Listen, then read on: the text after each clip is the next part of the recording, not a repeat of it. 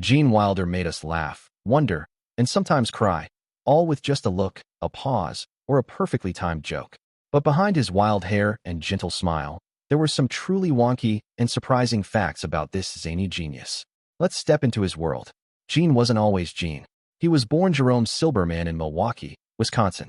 The name, Gene Wilder, came later, inspired by a character in a Thomas Wolfe novel and the playwright Thornton Wilder. He chose it because it sounded friendly, approachable, and a little poetic. One strange thing about Gene, he hated playing roles that felt too normal.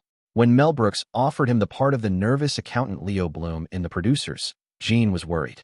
But he took it and turned that shy panic into comic gold. And speaking of roles, did you know Gene almost wasn't Willy Wonka? The director first wanted other stars. Even Fred Astaire and Joel Grey were considered. Gene had only one condition. He said, "When I make my first entrance, I want to come out with a cane, limp, then suddenly roll and leap up." Why? Because, Gene explained, from that moment on, the audience would never know if Wonka was lying or telling the truth. A perfect touch of genius. Off-screen, Gene was shy, almost painfully so. He once said, "I'm not really funny. I just make funny things happen." He was more comfortable in quiet places, reading poetry or painting watercolors than being the life of the party.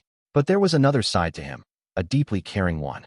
Gene was married 4 times, but his greatest love was actress Gilda Radner. When she was diagnosed with cancer, Gene stayed by her side, supporting her until she passed away in 1989. After losing Gilda, Gene helped raise awareness about ovarian cancer in her honor. And here's a truly wonky fact.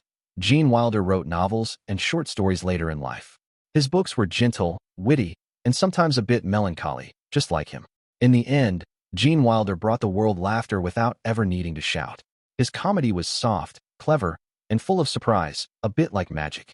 We remember him not just as Willy Wonka, the mad scientist in Young Frankenstein, or the wacky Leo Bloom, but as a man who turned his gentle soul into art.